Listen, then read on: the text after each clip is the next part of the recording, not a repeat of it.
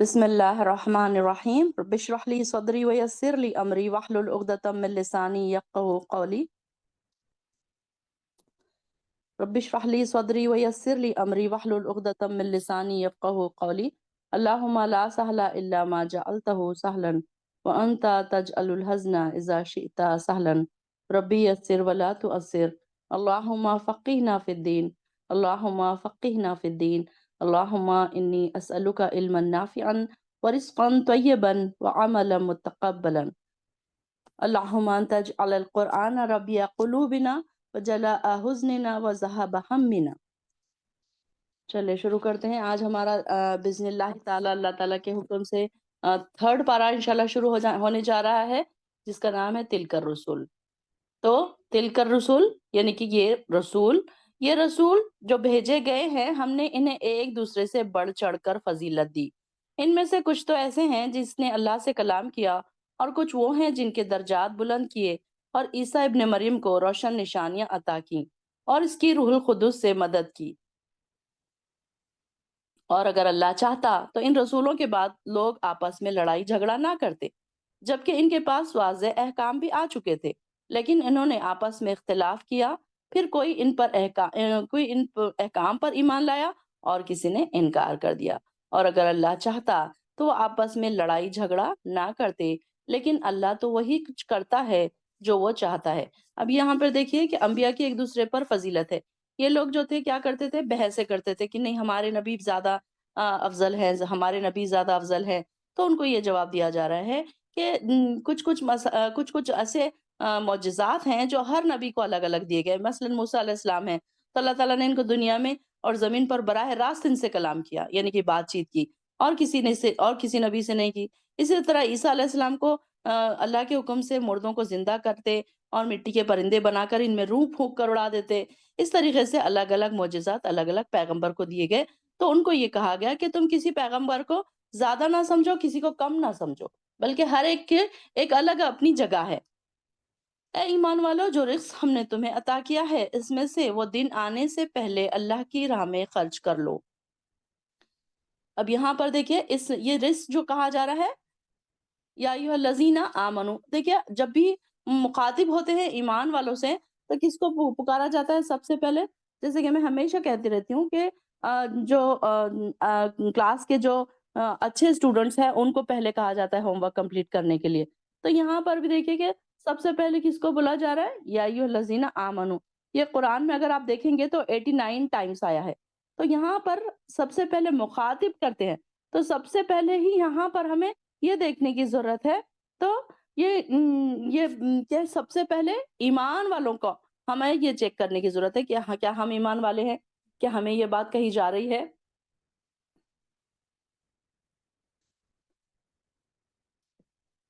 अब यहाँ या अय्युहल्लज़ीना आमनू अनफ़िक़ू, दूसरे लोगों को नहीं कहा जा रहा है। क्यों? सबको क्यों नहीं कहा जा रहा है? अल्लाह ताला को पता है कि सुनने वाले कौन हैं?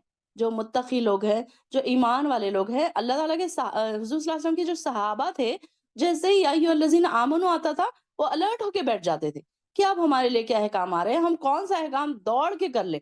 उनका ये होता था हाल। और हमारे कैसे हाल है कि हम नमाज़ पढ़ने के लिए सुस्ती दिखाते हैं, नेकी के कामों में सुस्ती दिखाते हैं, क्लास जॉइन करने में सुस्ती दिखाते हैं।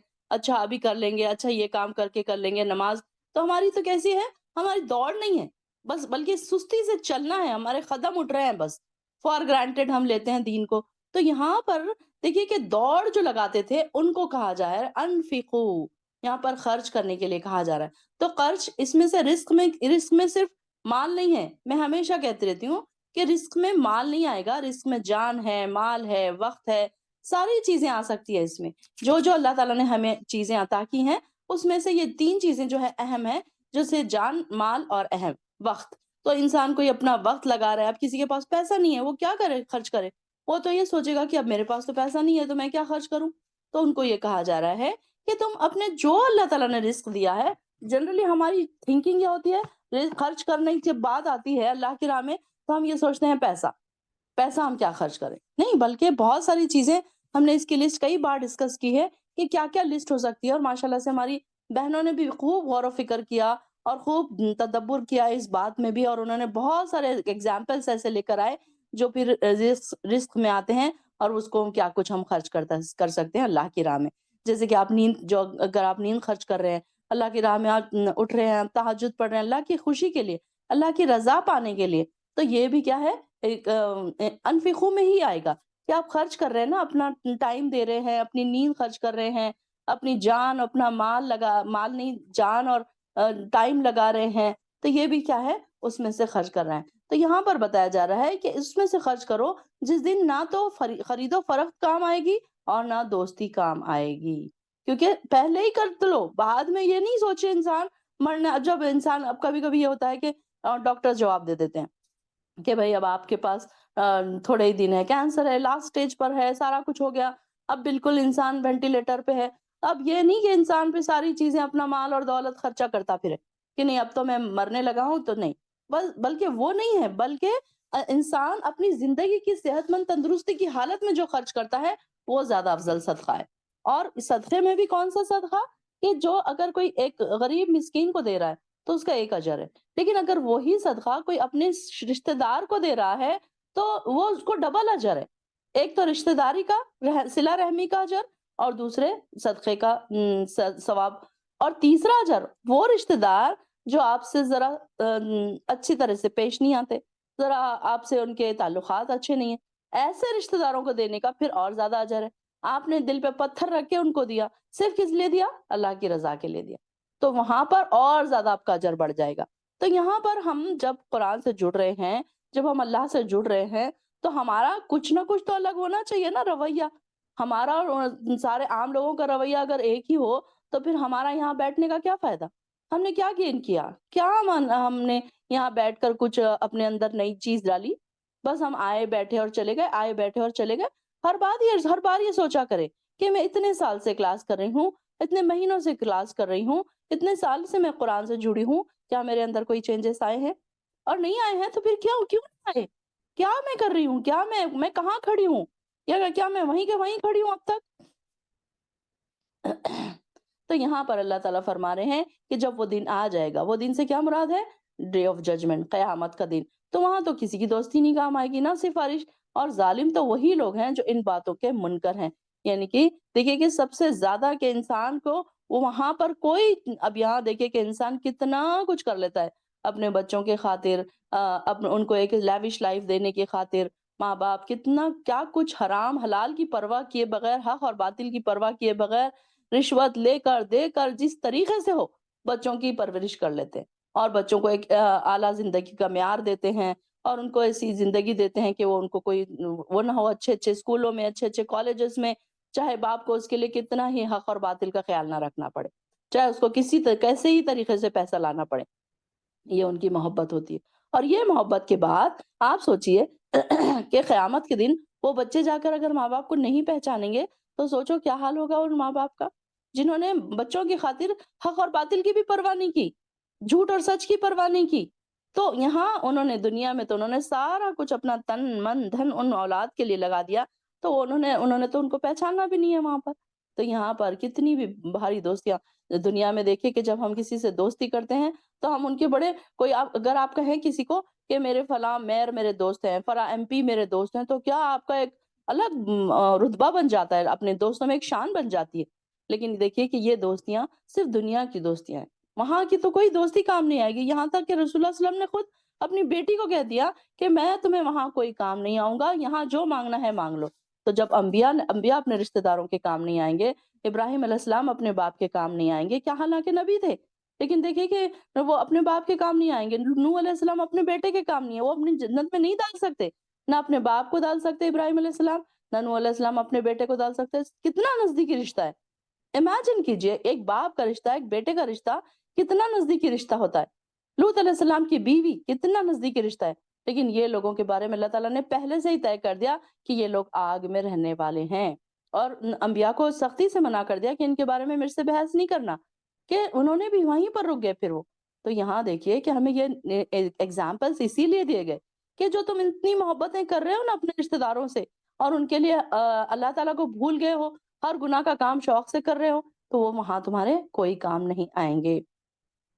تو یہاں پر یہ افضل صدقے کے بارے میں ایک آدمی نے سوال کیا تھا، تو اس کے بارے میں جواب دیا گیا کہ جو تندرستی کی حالت میں کرے اور کیا حرص رکھتا ہو کہ فخر سے ڈرتا ہو، فخر فاقے سے ڈرتا ہو۔ ایک انسان ہے جو مطلب بہت ہی غریب ہے، اب اس کے پاس اگر 200 روپے ہے اور وہ اگر سوچ رہا ہے کہ اگر میں 100 روپے خرچ کر دوں تو 100 روپے میں میرا پورا مہینہ کیسے چلے گا، اس فخر فاقے سے ڈرتا ہے وہ، اس کے باوجود بھی پھر وہ خرچ کرتا ہے، تو اس کا صدقہ بہت زیادہ افضل ہے۔ پھر دولت کی امید رکھتا ہے، بہت لوگوں کو ایسا ہوتا ہے نا کہ میرے پاس دولت بڑھے کم نہ ہو، جمع کرنے کی خواہش ہوتی ہے، اور پھر اس کے باوجود بھی وہ صدقہ کر رہا ہے، یہ صدقہ سب میں زیادہ ہے۔ پھر صدقہ کرنے میں جلدی کرو، ایسا نہ ہو کہ جان زبان پر آ جائے اور بعد میں انسان یہ کہے کہ اچھا یہ دے دو یہ دے دو۔ ایکچولی جو انسان خرچ کر رہا ہوتا ہے نا، وہی اس کا اپنا مال ہوتا ہے، اور جو وہ جمع کر کے رکھ رہا ہے وہ تو اصل وارثوں کا مال ہے، وہ تو اس نے چھوڑ کر ہی جانا ہے کسی حال میں، اور جو وہ خرچ کر چکا ہے وہ اس کو وہاں پر پھر پالے گا، اس کی بینک اکاؤنٹ وہاں پر جمع ہے، وہ وہاں سارا کچھ اس کو مل جائے گا جو اس نے خرچ کر دیا۔ لیکن ایکچولی ہم کیا سوچتے ہیں، جو ہمارا بینک میں پیسہ پڑا ہوا وہ ہمارا پیسہ ہے، جو ہماری جائیداد ہے وہ ہماری جائیداد، یہ گھر ہمارا ہے، یہ جائیداد ہماری نہیں، ایکچولی وہ تو ہمارے وارثوں کا ہے، جب ہم مر جائیں گے تو ہم ان کے نام پر چھوڑ کر چلے جائیں گے۔ تو یہاں پر یہ بتایا جا رہا ہے کہ کہیں بھی یہ دوستیاں، جو ساری سفارشیں ہیں، یہ کوئی کام نہیں آئے گی۔ اب یہاں سے دیکھیے کہ آیت الکرسی جو ایک قرآن کی سب سے افضل آیت اس کو قرار دیا گیا ہے، تو یہاں پر سے آیت الکرسی یہاں سے شروع ہو رہی ہے کہ اس کے بارے میں ہم نے اکثر یہ حدیث سنی ہے کہ ابو منظر، آپ صلی اللہ علیہ وسلم نے مجھ سے پوچھا کہ ابو منظر جانتے ہو تمہارے پاس کتاب اللہ کی سب سے عظمت والی آیت کون سی ہے؟ اس آیت کو یعنی کہ آیت الکرسی کو سب سے عظمت والی، سب سے عظیم آیت کہا گیا ہے۔ تو انہوں نے کہا کہ یا رسول اللہ کی کتاب میں یہ آیت الکرسی جو ہے وہ افضل آیت ہے۔ تو آپ صلی اللہ علیہ وسلم نے خوشی سے کہا کہ تمہیں تمہارا علم مبارک ہو، یعنی کہ انہوں نے بالکل صحیح کہا۔ تو سیدنا ابو ہریرہ رضی اللہ فرماتے ہیں کہ مجھے ایک بار صدقہ فطر کی حفاظت پر مقرر کیا گیا تھا، اور ایک شخص آیا اور غلہ چوری کرنے لگا، اور جب اب میں نے اسے چھوڑ دیا، اس نے معافی مانگی تو میں نے چھوڑ دیا اس کو۔ جب صبح ہوئی تو آپ نے مجھ سے پوچھا کہ ابو ہریرہ آج تمہارے قیدی نے کیا کیا؟ تو اس نے کہا، میں نے رسول اللہ صلی اللہ علیہ وسلم سے کہا اس نے محتاجی اور اپنے گھر والوں کا شکوہ کیا تو میں نے اسے چھوڑ دیا، مجھ کو اس پر رحم آیا۔ آپ نے فرمایا دھیان رکھنا وہ جھوٹا ہے، پھر تمہارے پاس آئے گا۔ پھر اگلی رات پھر وہ شخص آیا اور چوری کرنے لگا، غلہ چوری کرنے لگا۔ میں نے اسے پھر پکڑ لیا اور کہا کہ آج تو میں تمہیں اپنے آپ صلی اللہ علیہ وسلم کے پاس لے کر جاؤں گا۔ وہ کہنے لگا مجھے چھوڑ دو، میں بہت محتاج ہوں اور میں عیالدار ہوں، یعنی کہ گھر والے ہیں، میرے بچے چھوٹے چھوٹے ہیں۔ اس طریقے سے اس نے ایکسکیوز بیان کی، آئندہ نہیں آؤں گا۔ پھر مجھے رحم آ گیا، پھر میں نے چھوڑ دیا۔ پھر صبح ہوئی تو آپ صلی اللہ علیہ وسلم نے پھر پوچھا، تو پھر اس نے کہا کہ آپ صلی اللہ علیہ وسلم نے فرمایا دھیان رکھنا وہ تیسری بار پھر آئے گا۔ اب وہ آیا اور غلہ سمیٹنے لگا جب تیسری بار آیا تو میں نے تو اب تو میں تمہیں انہوں نے کیا کیا، پھر اس کو پکڑ لیا اور کہا کہ اب میں تمہیں ضرور آپ صلی اللہ علیہ وسلم کے پاس لے کر جاؤں گا۔ اب یہ تیسری بار، تو ہر بار یہی کہتا رہا پھر آؤں گا، مگر اب پھر کہتا رہا۔ تو اب یہ کہ اس نے کہا کہ مجھے چھوڑ دو، میں تمہیں چند کلمے سکھاتا ہوں جو تمہیں فائدہ دیں گے۔ وہ کیا ہے؟ کہنے لگا جب تو سونے لگے تو آیت الکرسی پڑھ لیا کر، اللہ کی طرف سے ایک فرشتہ نگہبان ہوگا اور صبح تک شیطان تیرے پاس نہیں آئے گا۔ اور پھر میں نے اسے چھوڑ دیا۔ صبح ہوئی تو میں نے جا کر رسول اللہ صلی اللہ علیہ وسلم کو ساری بات بتا دی۔ پھر آپ نے مجھ سے کہا جانتے ہو 3 راتوں سے تمہارے پاس کون آتا رہا؟ میں نے کہا نہیں۔ آپ نے فرمایا وہ شیطان تھا، یعنی کہ شیطان آپ کے پاس آتا تھا، اور اس نے بھی، وہ جھوٹا تھا لیکن اس نے سچی بات کہہ دی۔ تو سیدنا ابو ہریرہ رضی اللہ عنہ فرماتے ہیں کہ ہر چیز کی ایک کوہان ہوتی ہے، اور قرآن کی کوہان سورہ بقرہ، اور اس میں جو آیت قرآن کی سب کی سردار جو آیت ہے وہ آیت الکرسی ہے۔ آیت الکرسی کو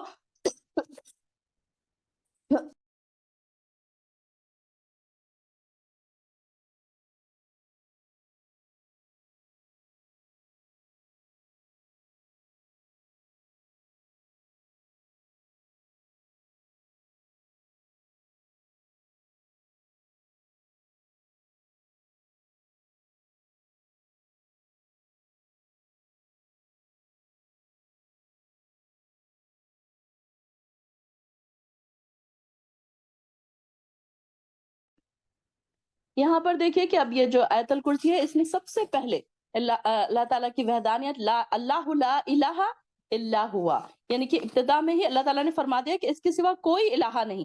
اور اس کی دلیل ان کے دو باتوں میں، حیٌ اور قیوم، یہ اس میں 2 باتوں میں بتا دی گئی کہ یہ ہمیشہ زندہ ہے، قائم رہنے والا ہے۔ یعنی کہ اس میں اللہ تعالیٰ کی جو بڑی جو وہ آئی ہے، اس کی جو صفات آئی ہیں اس کا ذکر کیا گیا ہے کہ یہ ایسی ایسی اس صفت سے، اللہ کی اس صفت سے اگر اللہ تعالیٰ کے نام کے ساتھ اگر کوئی دعا مانگی جائے تو اللہ تعالیٰ پھر قبول فرماتے ہیں۔ تو یہاں پر اللہ تعالیٰ ازل سے ہے، ابد تک رہے گا، یعنی کہ شروع سے اور آخر تک رہے گا۔ مطلب یہ کہ جو ہستی حی ہو سکتی ہے، زندہ ہو سکتی ہے، وہ الہ ہو سکتی ہے، اس کے علاوہ کوئی الہ نہیں ہو سکتے۔ تو یہاں پر اللہ تعالیٰ کی الوہیت کا ذکر ہو رہا ہے، اور یہاں پر شرک کی تمام جڑیں پھر یہاں پر کٹ رہی ہیں، اور دوسری تمام اشیاء کو قائم رکھنے والی یہ صفت بھی اللہ کے سوا دوسروں کسی معبود میں نہیں پائی جاتی۔ یعنی کہ کوئی ایسا نہیں ہے کہ جو آخری تک زندہ رہے، شروع سے پیدا ہو، اللہ کے سوا اور کوئی بھی نہیں ہے۔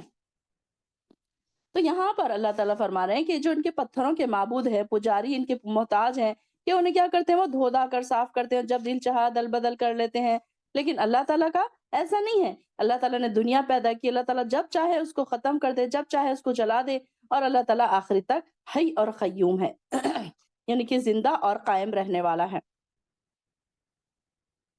آگے اللہ تعالیٰ فرما رہے ہیں اللہ کے سوا کوئی الہ نہیں، وہ ہمیشہ سے زندہ ہے اور کائنات کی ہر چیز کو قائم رکھنے والا ہے۔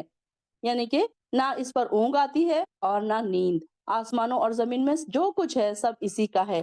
دیکھیے کہ کوئی بھی انسان ہو، آخر میں ایک بار وہ تھک جاتا ہے اور اس کو آخر میں نیند آ جاتی ہے، اونگ آ جاتی ہے، تھک جاتا ہے وہ۔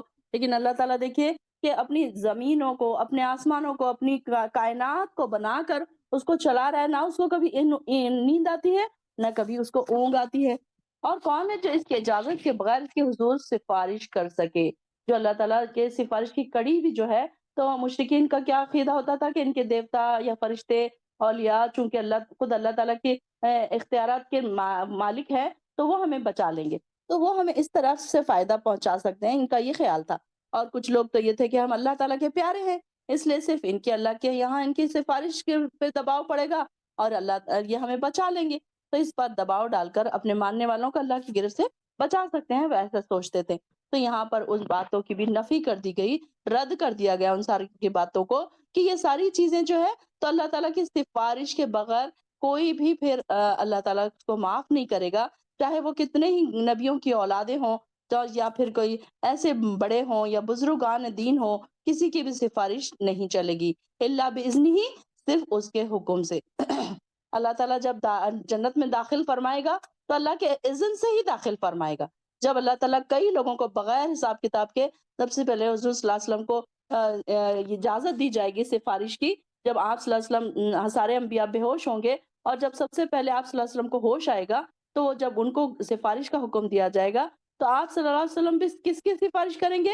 جن کی اللہ تعالیٰ حکم دیں گے، اللہ کی جس کے بارے میں اللہ تعالیٰ کا حکم ہوگا، صرف ان کی سفارش ہوگی، اور پھر اس میں کئی گروہ، ایک گروہ در گروہ بغیر حساب کتاب کے جنت میں داخل ہو جائیں گے۔ اللہم ادخلنی الجنۃ بغیر حساب، اللہ تعالیٰ ہمیں بھی بغیر حساب کتاب کے جنت میں داخل فرما دے۔ یہ دعا کو اپنے ٹپ آف دی ٹنگ بنایا کیجئے، کیونکہ ہم حساب نہیں دے سکتے، کیونکہ ہمارے پاس کچھ نیکیاں ہیں بھی اگر، تو اس سے زیادہ ہمارے پاس گناہ ہے، اس سے زیادہ حقوق العباد ہم نے پورے نہیں کیے، حقوق اللہ ہم نے پورے نہیں کیے، تو کہیں نہ کہیں جا کر تو ایسے ہوگا کہ ہم اٹک جائیں گے۔ تو دعا کیا کرنا ہے ہم نے، کہ اللہ ہمیں بغیر حساب کتاب کے جنت میں ڈال دے، اور وہاں پر تو کسی کی سفارش کام نہیں آئے گی۔ پھر جو لوگوں کے سامنے ہے اور اسے بھی جانتا ہے، اور جو ان سے اوجھل ہے اسے بھی جانتا ہے، یعنی کہ اللہ تعالیٰ ساروں کو جاننے والا ہے، چاہے وہ چھپے ہوئے ہو، چاہے پیچھے ہوں، چاہے آگے ہوں، جو بھی کوئی ہے اللہ تعالیٰ ان کو جانتا ہے، اور جو کچھ لوگوں کے دلوں میں ہے ان کو بھی جانتا ہے۔ یہ لوگ اللہ کے علم میں کسی چیز کا بھی ادراک نہیں کر سکتے مگر اتنا ہی جتنا وہ خود چاہے۔ اس کی کرسی آسمانوں اور زمین کو گھیرے ہوئے ہے، اور وہ دونوں کی حفاظت اسے نہیں تھکاتی۔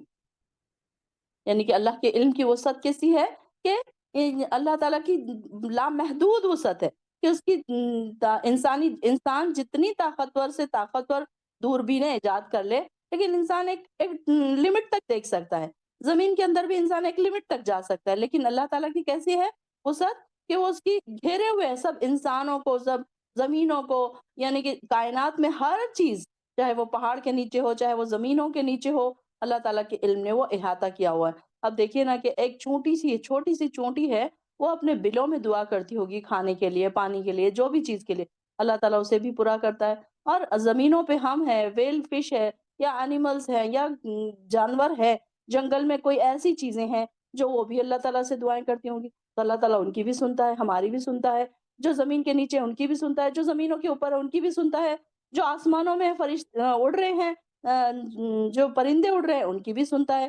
تو اللہ تعالیٰ کا علم اتنا نہیں ہے کہ وہ تھوڑی سی چیز کو احاطہ کرے، بلکہ اس نے ساری زمینوں اور آسمانوں کو احاطہ کیا ہوا ہے، اور ان دونوں کی حفاظت اسے نہیں تھکاتی۔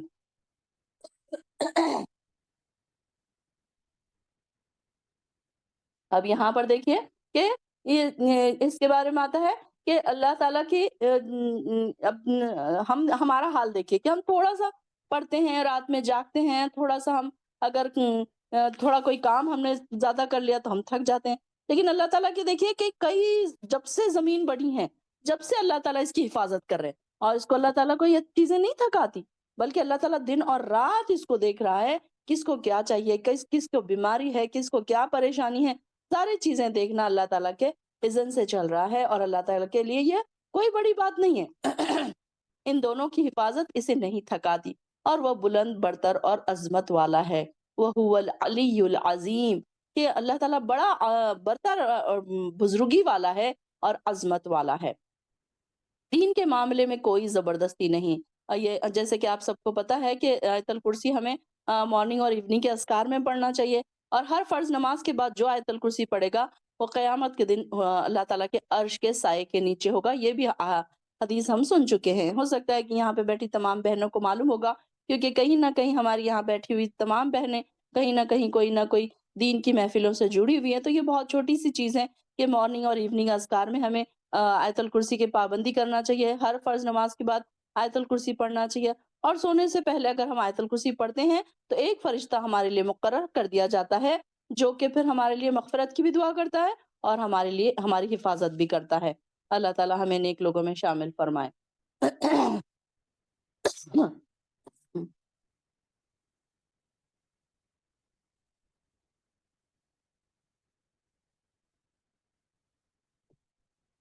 دین کے معاملے میں کوئی زبردستی نہیں، لا اکراہ فی الدین۔ اب یہ دیکھیے کہ زبردستی انسان کو ہم نہیں کر سکتے، قرآن پڑھنے کے لیے آپ کسی کو زبردستی نہیں کر سکتے، نماز پڑھنے کے لیے آپ کو زبردستی نہیں کر سکتے، یعنی کہ اسلام میں انسان اپنی مرضی کے تابع ہے، جو انسان چاہے وہ کرے، لیکن یہ کہ انسان اطاعت کا نام، لیکن انسان دین کس کا نام ہے؟ اطاعت کا نام ہی دین ہے، کہ اللہ تعالیٰ کی اطاعت ہم کر رہے ہیں وہی اس کا دین ہے۔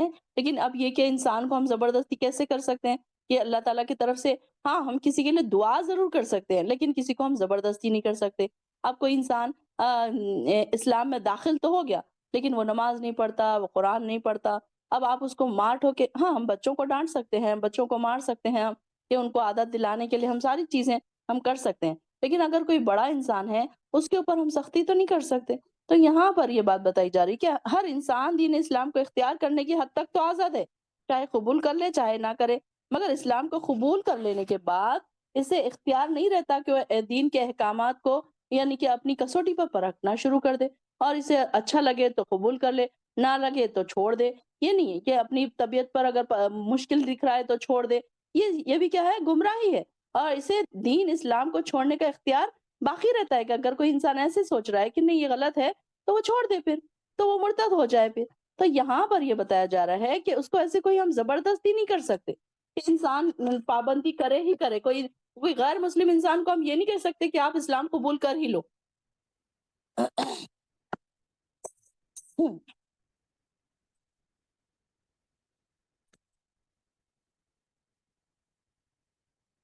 گمراہی کے ہدایت گمراہی کے مقابلے میں بالکل واضح ہو چکی ہے۔ اب جو شخص طاغوت سے کفر کرے اور اللہ پر ایمان لائے تو اس نے ایسے مضبوط حلقے کو تھام لیا جو ٹوٹ نہیں سکتا، اور اللہ سب کچھ سننے والا اور جاننے والا ہے۔ فَمَن يَكْفُرْ بِالطَّاغُوتِ، جس نے طاغوت کی پیروی کی۔ اب طاغوت کیا ہے؟ جیسے ہماری ساری بہنیں پہلے سے انہیں پتا ہے طاغوت کیا ہے، چیٹ باکس میں لکھا کریں طاغوت کیا ہے۔ طاغوت وہ باطل قوت ہے جو اللہ کے مقابلے میں اپنا حکم دوسروں سے منوائے، یا لوگ ان کے اللہ کے مقابلے میں اس کے احکام تسلیم کر لیں. یعنی کہ ایسی کئی چیزیں ہیں جو انسان کیا کرتا ہے، اللہ کے علاوہ اس کی باتوں کو ماننے کے لیے تیار ہو جاتا ہے. اب جیسے کہ کبھی یہ مثال کے طور پر آج کل جتنی قومیں ہیں، اب اس میں کچھ ایسی تحریکیں چلائی جاتی ہیں جس میں شیطان کی پیروی ہو رہی ہے. ایسے پیر ہے، فقیر ہے، گورنمنٹ میں کئی چیزیں ایسی ہیں کہ جو اللہ کے خلاف کام کرنے پر مجبور کرتی ہیں. کئی ایسے ادارے ہیں جہاں پر نماز نہیں پڑھنے دیا جاتا. کئی ایسے شہر ہیں، ممالک ہیں جہاں پر پردہ نہیں کرنے دیا جاتا، نمازیں نہیں پڑھنے دی جاتی. تو یہ ساری چیزیں کیا ہے، طاغوت میں آئیں گے. اور ہمارے لیے سب سے مین چیز جو طاغوت ہے وہ ہمارا اپنا نفس ہے. ہم کو نیکی کی طرف جانے سے روکتا ہے، گناہوں کی طرف. اب دیکھیے نا کہ گناہوں کے راستے جو ہیں بڑے خوشنما ہیں، بڑے انجوائمنٹ والے ہیں. برتھ ڈیز کر رہے ہیں، پارٹیز ہو رہی ہیں، یہ ساری چیزیں جو ہے کیا ہے، ہمارے دلوں کو پسند آتی ہے. انجوائے کرنا، بنا پردے کے گھومنا، اچھی اچھی ڈریسنگ کرنا، اچھے اچھے میک اپ کرنا، پارلر جانا، ایک اپنا اسٹیٹس بنا کے رکھنا، اور ان لائف کو انجوائے کرنا. کہاں نماز، کہاں روزہ، کہاں پردہ، کہاں کونے میں بیٹھو اللہ اللہ کرتے رہو. یہ ساری چیزیں اپنے اوپر سختی ڈالنے والی ہے نا، اپنے نفسوں پر. تو انسان کو یہ چیزیں کہاں پسند آتی ہے. تو یہ ساری چیزیں پھر سب سے پہلے طاغوت میں اپنا نفس بھی آئے گا کہ کہاں ہم اپنے نفس کی پیروی کریں. نہیں، آج میرا دل نہیں چاہ رہا نماز پڑھنے کے لیے، نہیں آج میرا دل نہیں چاہ رہا کلاس جوائن کرنے کے لیے، آج میں نے کلاس نہیں جوائن کری، آج میں تھک گئی ہوں، آج میرا سر میں درد ہے. یہ چھوٹی چھوٹی چیزوں کو تو ہم بنا دیتے ہیں نا، جو ایکسکیوز بناتے ہیں. تو یہ ہمارا نفس جو ہے تو ہمیں روکتا ہے. ہمارا اپنا آپ جو ہے، شیطان تو اسی کے اوپر حملے کرتا ہے نا، ہمارے نفسوں پر حملے کرتا ہے شیطان. اور ہم شیطان کی فوراً بات مان لیتے ہیں. پھر شیطان کیا کہے گا قیامت کے دن؟ فَلَا تَلُومُونِي لُومُوا أَنفُسَكُمْ، کہ تم مجھے ملامت مت کرو، اپنے آپ کو ملامت کرو. میں نے تو صرف کیا کیا تھا تم کو، صرف ایک تمہارے اندر ایک اکسایا تھا میں نے تم کو، لیکن تم تو میرے پیچھے پیچھے چلے آئے، میں نے کہاں تمہارا ہاتھ پکڑا تھا. تو یہ طاغوت جو ہے، ہر وہ چیز ہے جو انسان کو اس کا اپنا نفس بھی ہو سکتا ہے طاغوت، جبکہ وہ اللہ کی فرما برداری سے انکار کر رہا ہوتا ہے. کہ نیکی کی طرف انسان رو رو کے جاتا ہے، اور گناہوں کی طرف انسان دوڑ دوڑ کر جاتا ہے، شوق شوق سے جاتا ہے. اب یہ دیکھیے کہ ہم دنیا کے کاموں کو کتنی اہمیت دے رہے ہوتے ہیں. دنیا کے جابز ہیں، اب آپ جابز کو ہی لے لیجئے فار ایگزامپل. کیا ہم جابز میں سے بول سکتے ہیں نہیں آج میرا موڈ نہیں ہے آنے کا، آج میں نہیں آ سکتی؟ وہاں تو یہ حال ہوتا ہے کہ طبیعت خراب بھی ہے تو چھٹی لینا مشکل ہوتا ہے. کئی جگہوں پر ایسے دیکھا گیا ہے کہ ایک چھٹی لینے کے لیے انسانوں کو بھیک مانگنی پڑتی ہے، ایسے جیسے کہ ہم ان کے نوکر ہیں، غلام ہیں ان کے. تو یہاں پر دیکھیے کہ کیسے انسان اللہ تعالیٰ اللہ تعالیٰ جب ان کے اللہ تعالیٰ سے روکنے والی جو چیزیں ہیں طاغوت جو ہے، تو ہم تو چھوٹی چھوٹی چیزوں پر اللہ تعالیٰ سے رک جاتے ہیں. ہم چھوٹی چیزوں سے نماز چھوڑ دیتے ہیں، چھوٹی چھوٹی چیزوں میں اللہ کے احکامات کی خلاف ورزی کر لیتے ہیں. ہمیں احساس بھی نہیں ہوتا کہ ہم کب اس کی خلاف ورزی کر رہے ہیں. تو یہاں پر اللہ تعالیٰ فرما رہے ہیں کہ جس نے اپنے مضبوط کڑے کو مضبوط تھام لیا. کڑا کیا ہے؟ کہ یعنی کہ ایسا کڑا جو اس قرآن ہے، حدیث ہے، اللہ کی رسی کو مضبوطی سے تھامنا. یہاں پر کڑے سے ایسا مضبوط حلقہ کو تھام لیا جو ٹوٹ نہیں سکتا. سے کیا مراد ہے؟ کہ ایسی مضبوط رسی جو اللہ کی رسی ہے، اللہ کے ہر احکامات کو مضبوطی سے تھامنا. کہ چاہے کتنے بھی ہم شیکی ہو جائے، چاہے ہم پر کتنی بھی آزمائش آ جائے، ہم اس چیز کو نہیں چھوڑیں گے. یہ ہمارا ارادہ ہونا چاہیے پکا. اللہ ان لوگوں کا دوست ہے جو ایمان لائے، وہ انہیں کفر اور شرک کے اندھیروں سے نکال کر اسلام کی روشنی میں لاتا ہے. اللہ ولی الذین آمنو. کتنی پیاری بات ہے. کیا ہم دیکھیں کیا اللہ تعالیٰ ہے ہمارا دوست؟ کیا ہم نے بنایا اس طریقے سے اپنے آپ کو کہ اللہ ہمیں اپنا دوست بنا لے؟ ایسے تو نہیں ہم اللہ کے دوست بن جائیں گے. کہ جو لوگ نیکی کے کام کرتے ہیں، محنتیں کرتے ہیں، جد و جہد کرتے ہیں، اپنے آپ کو تھکاتے ہیں اللہ کی رضا کے لیے، تو وہ ہوں گے نا اللہ کے دوست. یہاں پر رک کے اپنے آپ کو چیک کیجئے کہ کیا میں ہوں اللہ ولی الذین آمنو کی جگہ میں فٹ ہوتی ہوں؟ کیا یہ لسٹ میں آتی ہوں گی؟ کیا نہیں آتی ہوں گی؟ میں کیا چیزیں باقی ہیں ابھی کہ مجھے ان میں آنے کے لیے؟ کیا کیا اور مجھے کرنا پڑے گا؟ کیا کیا چیزیں مجھے چھوڑنی پڑے گی؟ کون سی چیزیں ہیں جو مجھے اس لسٹ میں آنے سے روک رہی ہیں؟ اس طریقے سے جب ہم قرآن پڑھیں نا، قرآن پڑھنے کا حق کا تلاوتی ہی جو ہے نا، اسی طریقے سے حق ہے کہ ہر آیت میں رک کے سوچے، غور و فکر کریں، تدبر کریں کہ اس میں ہم کیسے اللہ کی دوستوں کی لسٹ میں آئیں گے. اور پھر جو دوست ہوں گے اللہ کے، تو سبحان اللہ کیا ہی پیاری بات ہے کہ اللہ تعالیٰ تو ان کو اندھیروں سے نکال کر روشنیوں میں لے کر آ جائے گا. ان کو تو ضرورت ہی نہیں ہے، پھر اللہ تعالیٰ خود ان کا ساتھی ہوگا، دوست ہوگا. پھر ان کو تو اندھیروں میں جانے ہی نہیں دے گا۔ کتنی پیاری بات ہوگی۔ سبحان اللہ، اپنے دلوں میں امیجن تو کر کے دیکھیے۔ کوئی یہ کہے کہ فلاں پرائم منسٹر میرا دوست ہے، فلاں پرائم منسٹر کا پی اے میرا دوست ہے، کیا ہم پراؤڈ سے کہتے ہیں؟ کچھ لوگ کیسے پراؤڈ سے کہتے ہیں کہ فلاں پرنسپل میرا دوست ہے، فلاں جگہ کا بڑا آدمی میرا دوست ہے، لیکن اللہ ہمارا دوست ہے، یہ کہیں گے اگر ہم، تو کتنی بڑی بات ہمارے اندر اپنے دلوں میں لگے گی۔ کبھی سوچا آپ نے؟ کبھی اللہ کو دوست بنانے کے بارے میں سوچا ہے؟ اللہ کے دوست بن جائیں، سب کو چھوڑ دے، دنیا والوں کو چھوڑ دے۔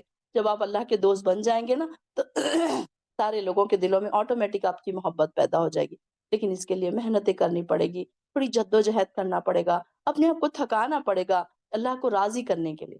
اور سب کچھ چھوڑ کے ہم اللہ کو جب راضی کر لیتے ہیں تو ساری دنیا بھی ہمارے قدموں میں اللہ تعالیٰ ڈال دیتا ہے۔ اور اللہ تعالیٰ دیکھیے کہ ہر اندھیرے سے نکال کر ہمیں اجالوں کی طرف لے کر آتا ہے۔ سبحان اللہ۔ پھر ہمیں یہ کوشچن سوچنے کی ضرورت نہیں ہے کیا صحیح ہے کیا غلط ہے، اللہ تعالیٰ خود ہمارے لیے راستے بنا دیتا ہے آسان۔ دیکھیے نا کہ جب ہم قرآن کے اس محفل میں آئے تو ہمارے لیے کیسے راستے آسان ہوتے چلے گئے۔ آپ نے خود آبزرو کیا ہوگا کہ پہلے ایسے مشکل لگ رہا تھا کہ نہیں کیسے ہوگا، کیسے جوائن کریں گے، روز کیسے پڑھیں گے، روز کیسے بیٹھنا پڑے گا، یہ ٹائم تو کام کا ہوتا ہے۔ لیکن آپ دیکھیے کہ جب آپ آئے ہیں اس راستے پر تو اللہ تعالیٰ نے کیسے راستے آسان کر دیا کہ اللہ تعالیٰ ہر جگہ پر ہم کو دیکھیے اللہ تعالیٰ نور کی طرف لے کر آ رہا ہے، اجالوں کی طرف لے کر آ رہا ہے۔ یہ اجالے ہی تو ہیں، ہمارے دلوں کی دھند چھٹ رہی ہے، فوگ جو پڑا ہوا ہے ہماری آنکھوں کے آگے وہ چھٹ رہا ہے۔ یہ آپ نے آبزرو کیا کہ ہمارے دلوں کے جو اندر دھول جو جم گئی تھی وہ چھٹ رہی ہے، اور اللہ تعالیٰ ہمارے اندر نور پیدا کر رہا ہے۔ یہ ایک ایک چیز ہمارے آنکھوں کے سامنے آ رہی ہے اور وہ صاف شیشے کی طرح صاف اور شفاف نظر آ رہی۔ پہلے تو ہمیں نہیں نظر آتی تھی، پہلے ہم کئی بار قرآن پڑھتے تھے لیکن ہمیں کوئی چیز صاف اور شفاف نظر نہیں آتی تھی۔ لیکن آج دیکھیے کہ جب ہم اللہ کے لیے، اللہ کی رضا کے لیے ہم بیٹھے ہیں، ہم نے اپنے دلوں کو دھو لیا، پاک کر لیا، صاف و ستھرا کر لیا، تو اللہ تعالیٰ کی رضا کے لیے ہم نے اپنے آپ کو خالص کر لیا، تو اللہ تعالیٰ بھی ہم کو اپنا دوست بنا لے گا۔ ہم تو اللہ کو اپنا دوست مانتے ہیں، یہ کوئی بڑی بات نہیں، لیکن اللہ تعالیٰ بھی ہمیں اپنا دوست مانے، یہ بڑی بات ہے۔ اس کے لیے تیاری کریں، اس کے لیے محنت کریں، اور یہ بنا محنت کے تو نہیں ہوگا۔ ایک چھوٹا سا رزلٹ، 10th کا رزلٹ کے لیے بچے رات رات بھر جاگتے ہیں، رات بھر محنتیں کرتے ہیں، ٹیوشنز لگاتے ہیں، دن بھر دوڑتے ہیں، بھاگتے ہیں، اور ہم اللہ کی رضا کے لیے کوئی محنت نہیں کرتے۔ یہ کیسی عجیب بات ہے۔ ہم دنیا کے لیے تو بہت محنتیں کرتے ہیں، ہماری جابس کے لیے ہم کتنی محنتیں کرتے ہیں، صبح 5 بجے سے اٹھ رہے ہیں، 4 بجے سے اٹھ رہے ہیں، بنا رہے ہیں، گھر کا کام کاج کر رہے ہیں، جاب پہ جا رہے ہیں، آ رہے ہیں، تب پھر تھک رہے ہیں، پھر گھر کے کام کاج کر رہے ہیں، کتنا تھکایا ہم نے اپنے آپ کو۔ اور دیکھیں اللہ کے لیے ہم نے کتنا تھکایا اپنے آپ کو، کبھی سوچ کر تو دیکھیں کہ ہم نے کتنا تھکایا اللہ تعالیٰ کے لیے۔ کچھ بھی نہیں، بس 5 نمازیں گر پڑھ کے پڑھ لی، وہ بھی فار گرانٹیڈ، تھکے کبھی بیٹھ کے پڑھ لی، کبھی کھڑے رہ کے پڑھ لی، کبھی وضو کر لیا، کبھی تیمم کر لیا۔ کیا حال ہے ہمارے عبادتوں کی؟ تو کیا ہم اللہ کے دوست بن سکتے ہیں؟ دیکھیے، سوچیے، ضرور سوچیے گا کہ کیا میں اللہ کی دوست ہوں؟ اور اللہ تعالیٰ پھر ان لوگوں کو نکال کر روشنی کی طرف لے کر آتا ہے، اور جنہوں نے کفر اختیار کیا، اب یہ دیکھیے کہ اپوزٹ بات آ رہی ہے کہ جو کافر ہیں، کافر سے مراد جو اللہ کی آیات کا انکار کرتے ہیں، احکامات کا انکار کرتے ہیں، تو ان کے دوست طاغوت ہیں جو انہیں روشنی سے نکال کر اندھیروں کی طرف لے کر جا رہے ہیں۔ ایسے ہی لوگ اہل دوزخ ہیں اور وہ ہمیشہ ہمیشہ رہیں گے۔ اب یہ دیکھیے کہ ان 2 راستے ہمیں بتا دیے گئے، ایک تو راستہ ہے طاغوت کا اور ایک دوسرا راستہ ہے اللہ کا۔ طاغوت، جب شیطان کے راستوں پر ہم چلیں گے تو کہاں سے کہاں جائیں گے؟ روشنی سے اندھیروں میں چلے جائیں گے۔ اور اللہ کی ہم رضا چاہیں گے، اللہ کے دوست ہم بن جائیں گے، تو ہم اندھیروں سے روشنی کی طرف، اللہ تعالیٰ ہمیں روشنیوں میں لے کر چلے جائے گا، اندھیروں سے نکال دے گا، سارے اندھیرے چھٹ جائیں گے۔ اللہ تعالیٰ ہمیں نیک لوگوں میں شامل کر لے، اللہ تعالیٰ ہمیں خاص تیرے دوستوں میں شامل کر لے، اللہ تعالیٰ تیرے دوستوں کی لسٹ میں ہمارا نام لکھ دے، اور اللہ تعالیٰ ہمیں اندھیروں سے نکال کر روشنیوں کی طرف لے کر آ جا، اور اللہ تعالیٰ ہمیں کفر سے بچا، طاغوت سے بچا، اللہ ہم طاغوت کے اندھیروں سے ہمیں بچا۔ اولئک اصحاب النار هم فیہا خالدون، اور یہی لوگ اہل دوزخ ہیں جو ہمیشہ ہمیشہ اس میں رہیں گے۔ کیا آپ نے اس شخص پر غور کیا جس نے ابراہیم علیہ السلام سے رب کے بارے میں جھگڑا کیا، اور اللہ نے اسے حکومت دے رکھی تھی؟ جب ابراہیم نے کہا میرا رب وہ ہے جو زندہ کرتا ہے اور مارتا ہے، وہ کہنے لگا میں بھی زندہ کرتا ہوں اور مارتا ہوں۔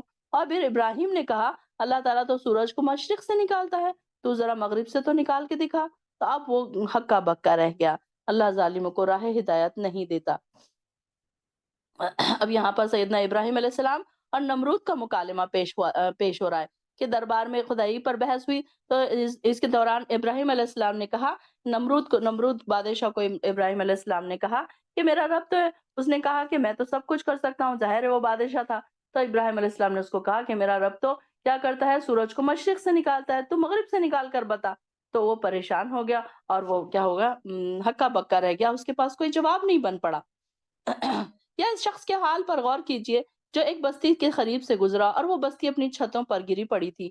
وہ کہنے لگا اس بستی کی موت کے بعد دوبارہ اللہ اسے کیسے زندہ کرے گا، کیسے آباد کرے گا۔ اس پر اللہ تعالیٰ نے اسے 100 سال تک موت کی نیند سلا دیا، پھر اسے زندہ کر کے اس سے پوچھا بھلا کتنی مدت تم یہاں پڑے رہے؟ وہ بولا کہ بس ایک دن یا اس کا کچھ حصہ۔ اب یہاں پر دیکھیے کہ یہ کس کا ذکر ہو رہا ہے، یہاں پہ جب بخت نصر جو تھا بیت المقدس پر اس نے حملہ کیا تھا، تو کیا ہوا تھا، یہ واقعہ سیدنا عزیر علیہ السلام کے وقت کا ہے کہ یہاں پر لکھ لیجیے آپ کہ جب آیا یہ کہ اس شخص کے حال پر غور کیجیے، او کل لذی جو آ رہا ہے اس کو سرکل کر کے آپ لکھ دیجیے عزیر علیہ السلام۔ تو یہ عزیر علیہ السلام کا ذکر آ رہا ہے کہ ان کو کیا تھا، تورات جو تھی زبانی یاد تھی، اور بخت نصر نے شام پر جب حملہ کر کے بیت المقدس کو ویران کیا اور بہت سارے اسرائیلیوں کو قید کر کے بابل لے گیا، تو اس میں عزیر علیہ السلام بھی تھے۔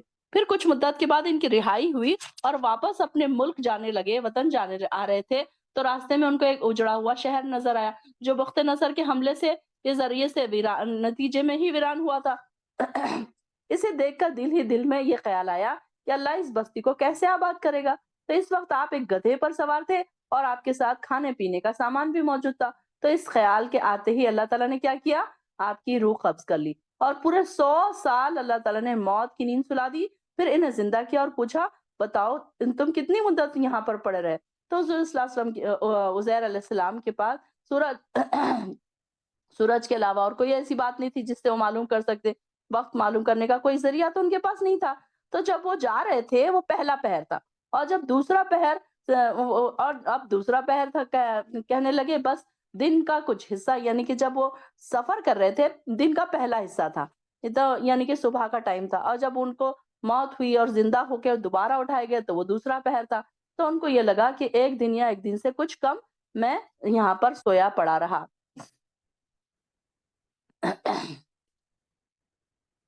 اور اب یہاں پر اب ان کو کہا گیا، اللہ تعالیٰ نے فرمایا بات یوں نہیں بلکہ تم یہاں 100 سال تک پڑے رہے۔ اچھا اب اپنے کھانے اور پینے کی چیزوں کی طرف دیکھو، یہ ابھی تک سڑے نہیں ہیں، اور اپنے گدھے کی طرف بھی دیکھو کہ اس کا انجر پنجر جو ہے بوسیدہ ہو چکا ہے، اس کی جو ہڈیاں ہیں اور ساری کی ساری ہڈیاں ہو چکی ہیں، اور ہم نے اس لیے یہ ہم نے اس لیے کیا کہ تجھے لوگوں کے لیے ایک معجزہ بنائیں کہ جو شخص 100 برس پہلے مر چکا تھا دوبارہ زندہ ہو کر آ گیا، اور اب گدھے کی ہڈیوں کی طرف دیکھو کہ ہم اسے کیسے جوڑتے ہیں اور اس پر گوشت چڑھا دیتے ہیں۔ جب یہ سب باتیں واضح ہو گئی تو وہ کہنے لگا اب مجھے خوب معلوم ہو گیا کہ اللہ تعالیٰ ہر چیز پر قادر ہے۔ یعنی کہ عزیر علیہ السلام کا جو گدھا تھا تو وہ مطلب مرنے کے بعد زندہ ہو گیا۔ یہ ایک تو 100 سال کی مدت میں آپ کے اوپر یعنی کہ کھانا جو پینا تھا، آپ کے ساتھ ٹفن جو تھا وہ سڑا نہیں۔ اللہ تعالیٰ کو بتانا یہ معجزہ درکار تھا کہ دیکھو تمہارا کھانا جیسے کہ ویسی ہے، لیکن جو گدھا تھا وہ کیسے ہو گیا۔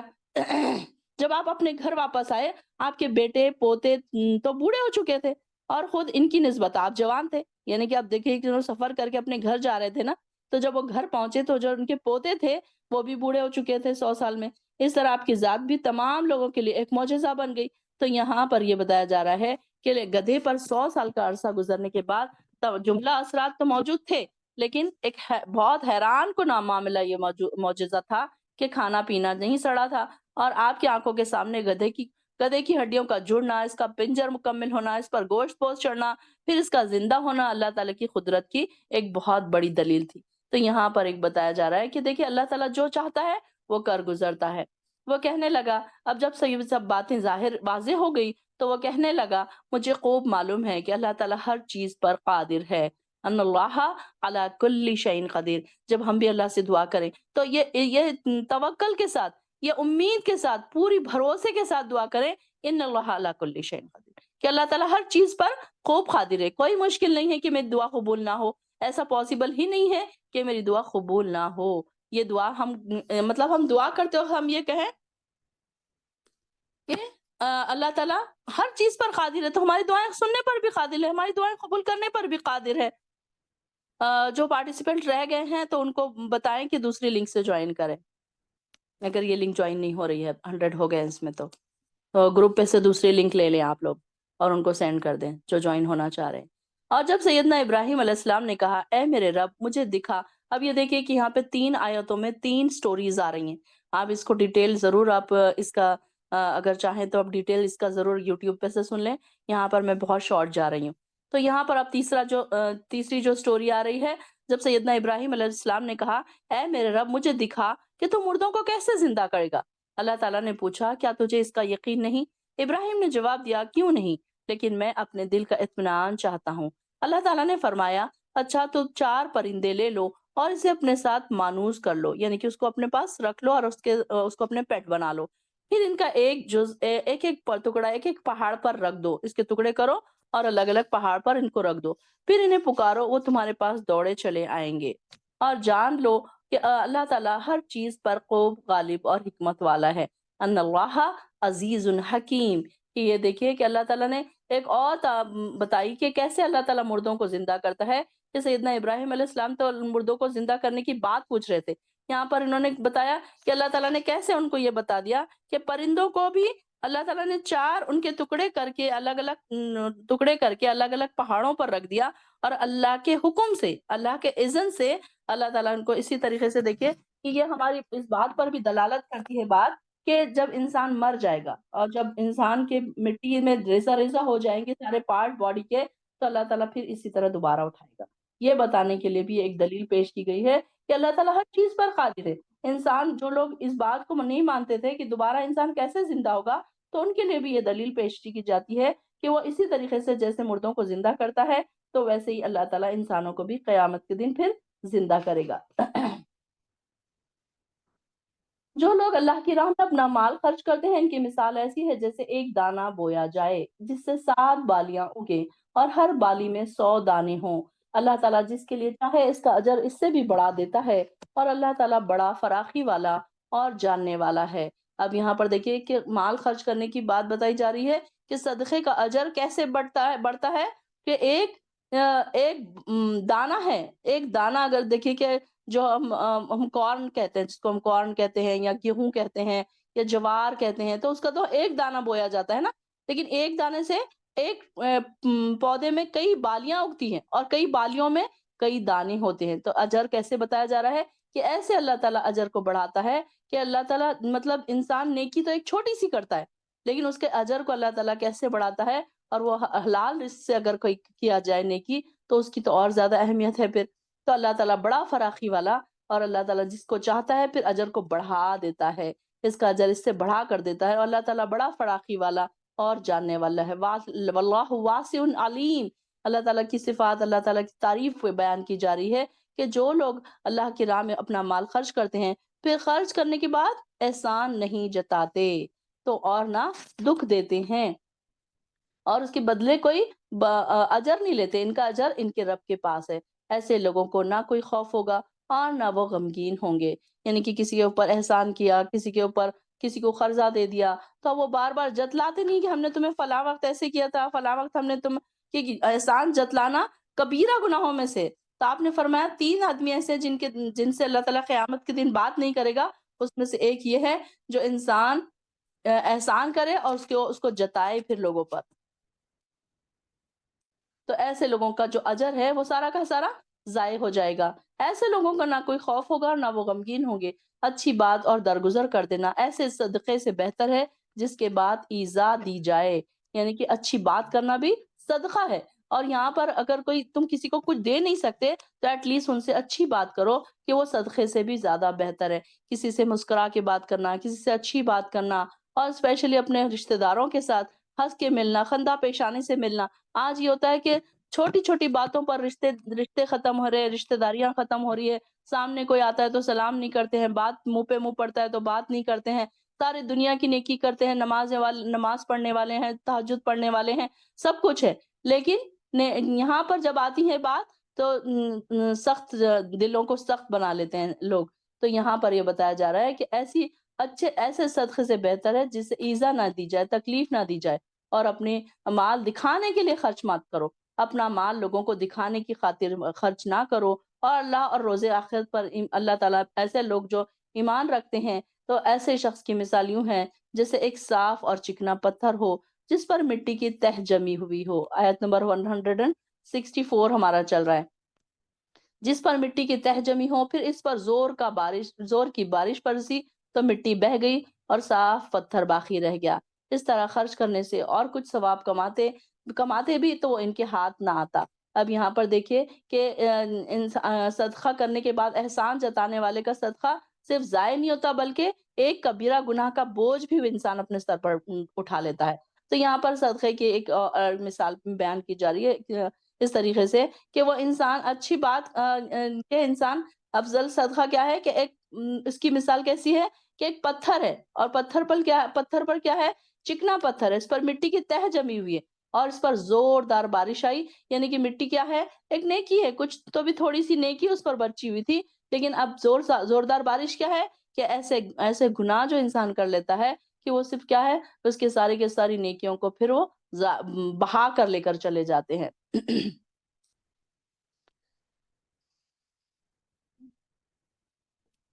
یہاں پر ریاکاری ایک تو ریاکاری کا بھی یہاں پر ایک ایگزامپل بتایا جا رہا ہے کہ آگے آ رہا ہے کہ ایک اور کچھ لوگ ایسے ہیں، اور اللہ تعالیٰ کافروں کو سیدھی راہ نہیں دکھاتا، اور جو لوگ اللہ کی رضا جوئی کے لیے اپنی پوری دل جمعی کے ساتھ اپنے مال خرچ کرتے ہیں، ان کی مثال ایسی ہے جیسے کسی بلند زمین پر ایک باغ ہو، اگر اس پر زور کا بارش برسے تو دگنا پھل لائے، اور اگر زور کا مہ نہ برسے تو پھوار ہی کافی ہے، اور جو کام تم کرتے ہو اللہ تعالیٰ اسے دیکھ رہا ہے۔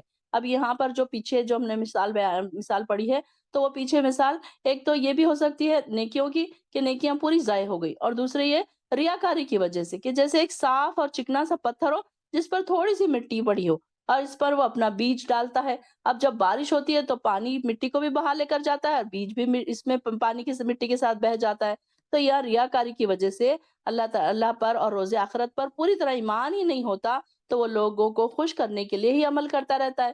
اب لوگوں کو اگر خوش کرنے کے لیے عمل کرے گا تو پھر کیا ہوگا؟ اس کے پاس تو کوئی نیکی بھی نہیں بچے گی، اور اس کے حصے میں گناہ بھی آ جائیں گے۔ تو رسول اللہ صلی اللہ علیہ وسلم نے یہ فرماتے ہوئے سنا کہ قیامت کے دن پہلا آدمی جس کا فیصلہ کیا جائے گا وہ ایک شہید ہوگا۔ اب شہید کے بارے میں بھی آتا ہے کہ وہ شہید اگر شہید ایک لایا جائے گا اور کہا جائے گا کہ اس کو دوزخ میں ڈال دو، تو اللہ تعالیٰ کہے گا، وہ آدمی کہے گا کہ اللہ میں تو تیری راہ میں شہید ہوا تھا، تو وہ اللہ تعالیٰ اس کو کہے گا نہیں، بلکہ تو اس لیے شہید ہوا تھا کہ لوگ دنیا والے تجھے شہید کہیں، تو دنیا والوں نے تجھے شہید کہہ دیا، اب میرے پاس کوئی اجر نہیں ہے۔ تو ایسے لوگ جو دنیا والوں کو دکھانے کے لیے کوئی نیکی کے کام کرتے ہیں، اور دنیا میں تو ان کا اجر ان کو مل جاتا ہے، لیکن آخرت میں پھر ان کے پاس ان کا کوئی اجر نہیں ہوتا۔ اسی طریقے سے ایک قاری کو لایا جائے گا، ایک عالم کو لایا جائے گا، اور وہ عالم کو کہا جائے گا کہ اس کو بھی دوزخ میں ڈالو، تو اللہ تعالیٰ وہ کہے گا یا اللہ میں تو تیری رضا کے لیے کرتا تھا، تو اللہ تعالیٰ کہے گا نہیں، بلکہ تو لوگوں میں اپنی بڑائی بیان کرنے کے لیے، لوگ تجھے تعریف کریں، اس لیے تو پڑھتا تھا، اس لیے تو قرات کرتا تھا، قرآن کو پڑھتا تھا، قرآن کو پڑھاتا تھا، تاکہ لوگ تیری تعریف کریں۔ تو لوگ کیا کریں؟ لوگ تجھے قاری کہیں، لوگ تجھے عالم کہیں، تو پھر اللہ تعالیٰ ایسے فرشتوں کو حکم دے گا کہ اسے گھسیٹتے ہوئے دوزخ میں پھینکاؤ۔ تو کئی بار ایسا ہوتا ہے کہ انسان بہت ساری نیکی کے کام کرتا ہے، لیکن لوگوں کو بتانے کے لیے اپنے نیکیوں کو چھپایا کریں، کوشش کیا کریں کہ جتنا ہو سکے اپنی نیکیوں پر پردہ ڈالیں۔ پھر آگے جو آ رہا ہے، باغ کی مثال جو آ رہی ہے، ربوہ کہتے ہیں کہ ایک ایسی زمین جو اونچائی پر ہو، سطح زمین سے اوپر ہو، تو ایسی زمین عموماً سرسبز اور شاداب ہوتی ہے۔ تو یہاں پر وابل جو ہے، زوردار بارش سے مراد انتہائی خلوص اور نیت سے اللہ کی رضا کے لیے اپنی دل کی پوری خوشی کے ساتھ مال خرچ کرنا، اور پھوار سے مراد کیا ہے؟ ایسی خیرات جس میں یہ دونوں باتیں موجود ہو مگر اتنے اعلیٰ درجے کی نہ ہو، یعنی کہ کوئی انسان بہت زیادہ نیکی کر رہا ہے، بہت زیادہ خرچ کر رہا ہے اللہ کی رضا کے لیے، اور وہ بھی اس کے لیے بہت زیادہ پھل لائے گی، لیکن ایک انسان وہ ہے جو غریب ہے، اس کے پاس نہیں ہے دینے کے لیے، لیکن جتنا بھی ہے اس میں سے بھی وہ خرچ کر رہا ہے، تو وہ پھواری کافی ہے۔ تو اللہ تعالیٰ کے لیے تم اگر کوئی چھوٹی سی نیکی جتنی تم سے بن پڑتی ہے اتنی اگر کر رہے ہو، تو وہ بھی اللہ تعالیٰ اس کو قبول کرنے والا ہے، اور اللہ تعالیٰ اس کے لیے بتایا جا رہا ہے ایگزامپل کہ اگر کوئی انسان پھوار ہی اگر اس کو پہنچے، ایسے باغ کو پھوار ہی پہنچے تو وہ پھوار ہی اس کو کافی ہے، تو وہ دگنا پھل لائے گی۔ اگر زوردار مہ نہ برسے تو پھوار ہی کافی ہے، جو کام تم کرتے ہو اللہ تعالیٰ اسے دیکھ رہا ہے۔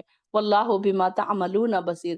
کیا تم میں سے کوئی شخص یہ پسند کرتا ہے کہ اس کا کھجور اور انگور کا ایک باغ ہو جس کے نیچے نہریں چلتی ہوں، جس میں ہر طرح کے میوے پیدا ہوتے ہوں، اور اسے بڑھاپا آ لے اور اس کی اولاد چھوٹی ہو؟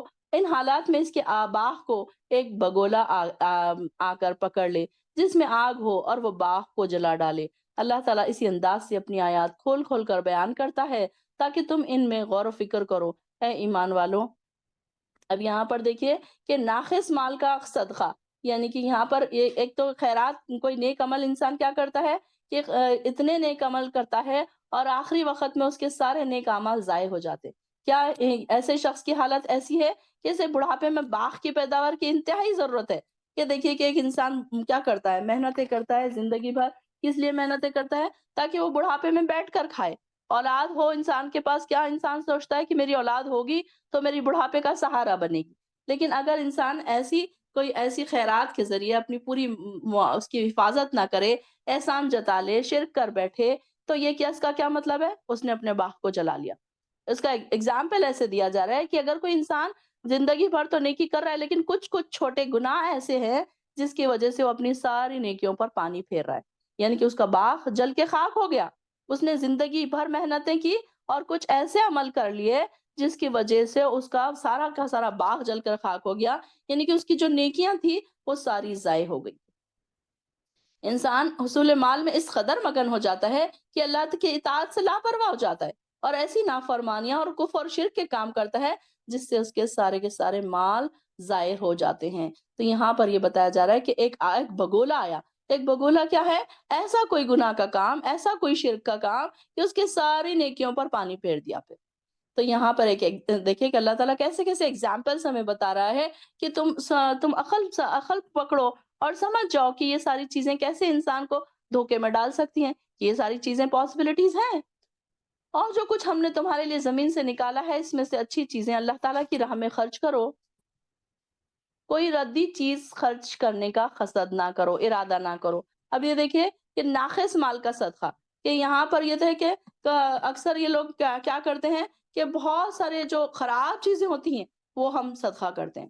ہم اچھی اچھی چیزیں، برانڈز کے کپڑے خود اپنے لیے پسند کرتے ہیں، اور جو خراب ہیں، پھٹے ہیں، بوسیدہ ہیں، وہ ساری چیزیں ہم اللہ کے لیے خرچ کرتے ہیں۔ تو یہاں پر اللہ تعالیٰ ان کو کہہ رہا ہے کہ جب تم اللہ کی راہ میں خرچ کرو تو اچھی چیزیں خرچ کرو، ردی چیزیں نہ خرچ کرو، اچھی چیزیں خرچ کرنے کا ارادہ کرو۔ حالانکہ وہی چیز اگر کوئی شخص تمہیں دے تو تم ہرگز نہیں قبول کرو گے۔ اب تم سوچو کہ جس شخص کو تم دے رہے ہو اس جگہ پہ تم ہو، اور اگر تمہیں کوئی ایسی چیز دے دے، کوئی بری چیز دے دے جو تم خود نہیں پہنتے، تو دوسروں کو ایسی چیزیں دے رہے ہیں، کھانے پینے کی سڑی گلی چیزیں دے رہے ہیں۔ ایک کھانے ہیں، اب ہمارے گھر میں کھانے بن رہے ہیں، جب تازہ بن رہا ہے تو ہم کسی کو نہیں دے رہے، جب باسی خراب ہونے پر آ رہا ہے تو ہم دوسروں کو بانٹ رہے ہیں۔ تو اگر ہم اس کی جگہ ہوتے تو کیا ہم لے لیتے یہ چیز؟ تو یہاں پر یہ بتایا جا رہا ہے کہ اگر تم ایسی جگہ تم اس کی جگہ ہوں گے تو کیا تم لے لو گے وہ؟ اور ہم یہ دیکھیں کہ ہم کس کو دے رہے ہیں، صدقہ ہم کس کے لیے کر رہے ہیں؟ اللہ کے لیے کر رہے ہیں۔ جب ہم کسی کو گفٹ دیتے ہیں تو کیسے اس کو ریپر میں اچھے سے پیک کرتے ہیں، خوبصورت اس کو فلاورز لگاتے ہیں، اس کو اچھے سے پیک کر کے ہم تحفہ دیتے ہیں۔ اور ہم اللہ کو تحفہ دے رہے ہیں تو کیسے سڑی گلی پرانی باسی چیزیں دے دیں؟ ایسے کپڑے جو ہم نہیں پہن رہے، ایسے کھانے جو ہم نہیں کھا رہے، جو ردی چیزیں ہیں وہ ہم اللہ کی راہ میں خرچ کریں۔ یہ سوچ کے دیا کریں کہ یہ میں اللہ کو بھیج رہی ہوں۔ جب آپ یہ دل میں آپ کے خیال آئے گا کہ اللہ تعالیٰ اس کو ایکسیپٹ کرے گا یا نہیں کرے گا، تو آپ پھر یہ سوچیں گے کہ ہاں مجھے کیسی چیز دینی چاہیے۔ حالانکہ وہی چیز اللہ یہ کہ تم چشم پوشی کر جاؤ اور جان لو کہ اللہ تعالیٰ بے نیاز کائنات کی سب چیزیں اس کی تعریفیں کر رہی ہیں۔ شیطان تمہیں مفلسی سے ڈراتا ہے اور تمہیں شرمناک کام کرنے کا حکم دیتا ہے، جبکہ اللہ تعالیٰ تمہیں اپنے فضل اور مغفرت کی امید دلاتا ہے۔ شیطان کیا ریئلائز کراتا ہے تم کو کہ نہیں، تم اتنا خرچ کرو گے تو تمہارے پاس ختم ہو جائے گا، تمہارے پاس پریشانی آ جائے گی، تم پیسے اگر تم اتنے خرچ کر دو گے تو تمہارا پورا مہینہ کیسے گزرے گا، تمہارے پاس پریشانی آ جائے گی، مفلسی آ جائے گی، تم کیا کھاؤ گے، تم کیا پہنو گے، بچوں کی فیس دینا ہے، کھانا ہے، گھر میں پینا ہے۔ शैतान इस तरीके के ख़्यालात डालता है दिल में कि अगर इतना खर्च कर दोगे, नहीं इतना मत खर्च करो, इतना खर्च करोगे तो ये हो जाएगा, ये प्रॉब्लम आ जाएगा। तो अल्लाह ताला अल्लाह क्या करता है, तुम्हें अपने फ़ज़ल की और मग़फ़िरत की उम्मीद दिलाता है कि अल्लाह ताला बहुत गनी है, अल्लाह ताला मग़फ़िरत वाला है। अल्लाह ताला अपने फ़ज़ल से हमें नवाज़ देगा। कि कभी-कभी ये होता है कि कुछ लोगों की सैलरीज़ बहुत कम होती है, लेकिन उसमें इतनी बरकत होती है कि वो पूरा महीना कमा के अच्छे से खा-पी के भी फिर बचता है। और कुछ लोगों की इतनी ज़्यादा सैलरीज़ होने के बावजूद ना उनके पैसों में बरकत है, ना उनके पैसों में कोई फरावानी। तो वो क्या है फिर, कैसे वो लोग, तो वो हर वक़्त रोते ही रहते हैं, सदा कर्ज़ों में डूबे रहते हैं। आप देखते होंगे कुछ लोग हमारे आस-पास ऐसे हैं कि उन पर अल्लाह का फ़ज़ल ही नहीं है, सदा रोते रहते हैं, अल्लाह के लिए खर्च नहीं करते। जब अल्लाह के लिए इंसान खर्च करता है तो अल्लाह ताला उसके माल में इज़ाफ़ा करता है, कम नहीं होता उसका माल। अल्लाह की राह में खर्च करने से उसका माल बढ़ता है बल्कि घटता नहीं है। और अल्लाह ताला बड़ा वुसअत वाला और जानने वाला है, और जिसे चाहता है हिकमत अता करता है, जिसे हिकमत से नवाज़ा गया, इसे बहुत बड़ी खैर से नवाज़ दिया गया। और इन बातों से सिर्फ़ अक्लमंद लोग ही सबक हासिल किया करते हैं। यज़क्करु इल्ला उलुल अलबाब, जो उलुल अलबाब हैं, अक़ल वाले लोग जो हैं, वही इससे हासिल करते हैं सबक, बाकी लोगों को नहीं समझ आती। और जो कुछ तुम अल्लाह की राह में खर्च करो या कोई नज़र मानो तो अल्लाह ताला इसे खूब जानता है, और ज़ालिमों को अल्लाह के हुक्म के खिलाफ खर्च करने वालों का कोई मददगार नहीं।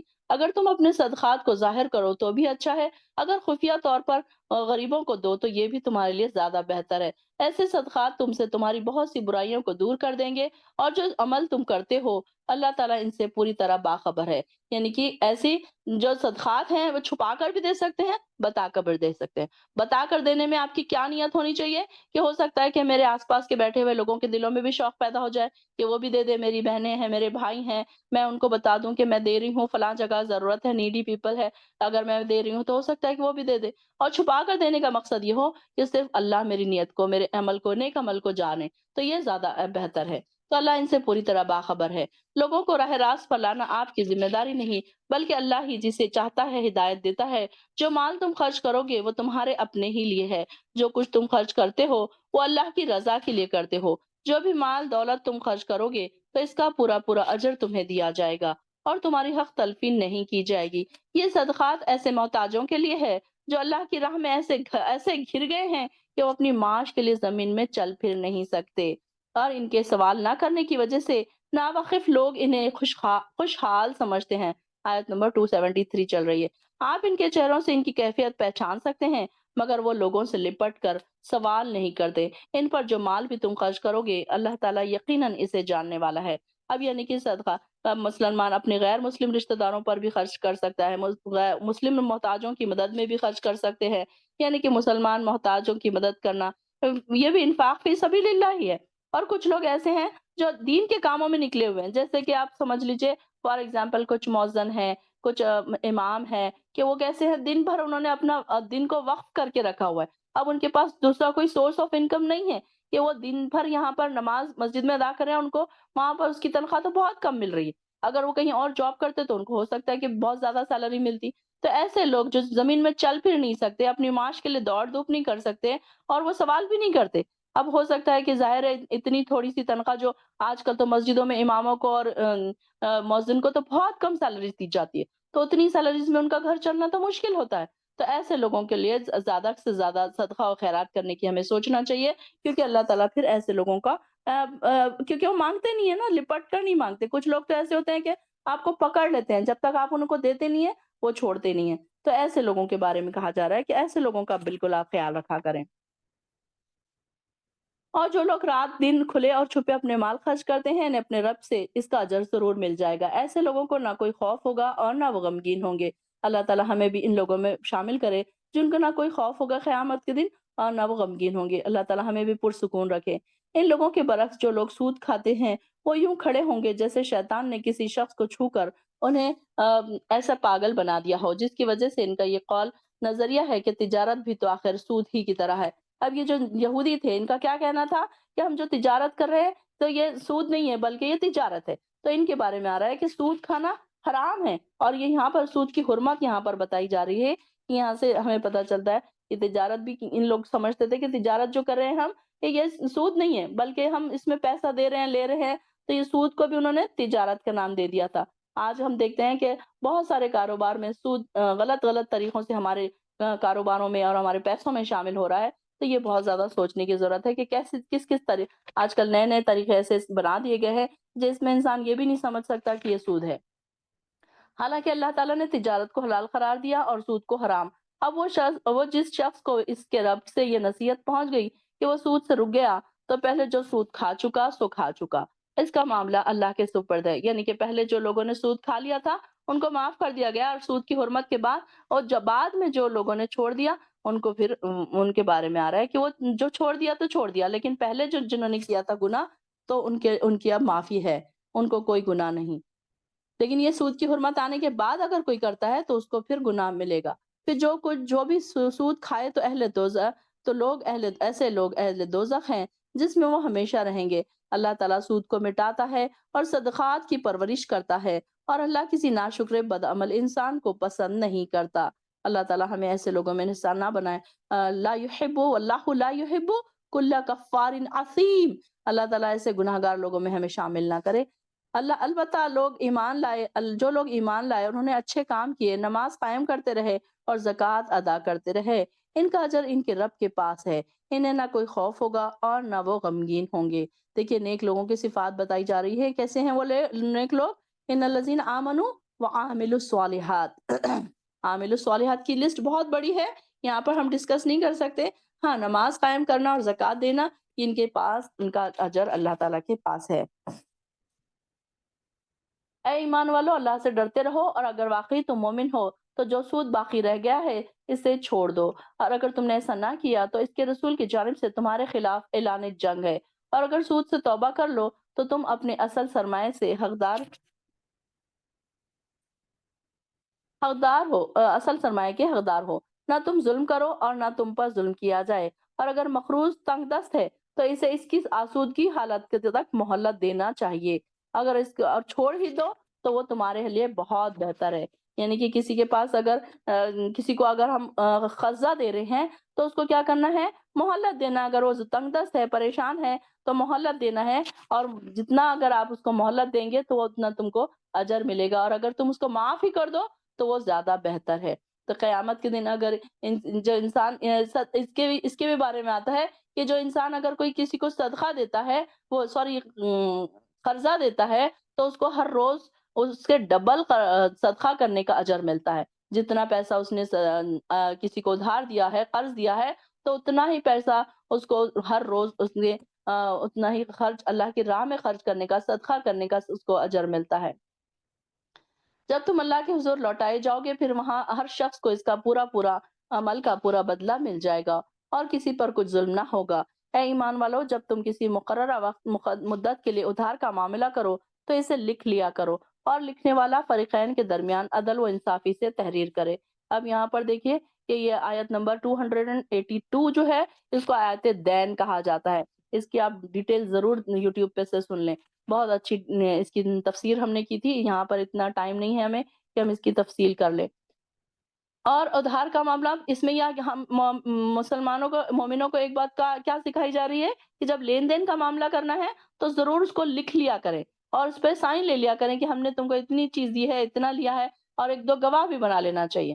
جسے اللہ تعالیٰ نے لکھنے کی قابلیت بخشی ہو، اسے لکھنے سے انکار نہیں کرنا چاہیے، اور وہ تحریر وہ شخص کروائے جس کے ذمہ قرض ہے، وہ اللہ سے ڈرتا ہے، اور لکھوانے میں کسی چیز کی کمی نہ کریں۔ ہاں، اگر قرض لینے والا نادان ہو یا ضعیف ہو یا لکھوانے کی اہلیت نہیں رکھتا ہو تو پھر اس کا ولی انصاف کے ساتھ املا کرا دے۔ اس معاملے میں اپنے مسلمان مردوں اور دو گواہ بنا لو مسلمان مردوں میں سے، اور اگر دو مرد میسر نہ آئے تو ایک عورت اور دو مرد۔ یہاں پر ہمیں کیا پتا چل رہا ہے؟ ایک مرد کے اپوزٹ میں دو عورتوں کی گواہی قبول ہوگی، یعنی کہ اگر ایک مرد ہے تو اس کے علاوہ دو مرد نہیں مل رہے ہیں تو دو عورتیں ایک مرد کی جگہ کھڑی ہوں گی اور اس کے لیے گواہ بنا دینا ہے۔ اس میں سے اگر ایک بھول جائے تو دوسری یاد دلا دے۔ کیا ریزن ہے دو عورتوں کا رکھنے سے؟ کہ عورتیں کبھی کبھی بھول بھی سکتی ہیں، تو ایک اگر بھول جائے تو دوسری اس کو یاد دلا دے۔ اور گواہ ایسے ہونا چاہیے جن کی گواہی تمہارے یہاں مقبول ہو، اور گواہوں کو جب گواہ بننے یا گواہی دینے کے لیے بلایا جائے تو انہیں انکار نہ کرنا چاہیے، اور معاملہ خواہ چھوٹا ہو یا بڑی مدت کا، لکھ لینے سے اسے لکھوا لینے میں کاہل ہی نہ کرو۔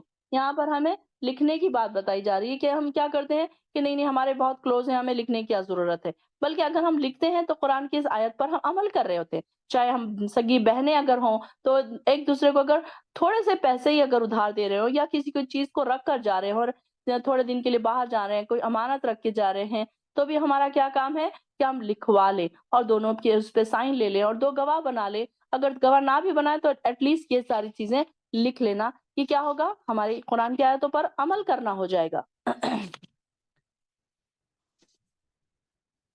اور تمہارے شک و شبے میں پڑنے کا امکان بھی کم رہے گا۔ ہاں، جو تجارتی لین دین تم آپس میں ہاتھوں ہاتھ لیتے ہو، اسے نہ بھی لکھو تو حرج نہیں ہے۔ یعنی کہ اگر تم کوئی چیز دے رہے ہو لے رہے ہو فوراً کا فوراً کوئی چیز، تو اس میں نہ بھی اگر لکھو تو کوئی مشکل نہیں ہے۔ اور جب تم سودا بازی کرو تو گواہ بنا لیا کرو، اور کاتب اور گواہ کو ستایا نہ جائے، اور اگر ایسا کرو گے تو گناہ کا کام ہوگا، گناہ کا کام کرو گے۔ اللہ سے ڈرتے رہو، اللہ ہی تمہیں ہدایت احکامات سکھاتا ہے اور سب کچھ جاننے والا ہے۔ اور اگر تم سفر میں ہو اور لکھنے کو کوئی کاتب نہ ملے تو رہن پر معاملہ کر لو، اور اگر کوئی شخص دوسرے پر اعتماد کرے، رہن کا مطالبہ نہ کرے، تو جس پر اعتماد کیا گیا ہے اسے چاہے وہ اس کی امانت ادا کرنا چاہے اور اللہ سے ڈرنا چاہیے، اور جو اس کا رب ہے، اور شہادت کو ہرگز نہ چھپاؤ۔ جو شخص شہادت کو چھپاتا ہے بے شک اس کا دل گناہ گار ہے۔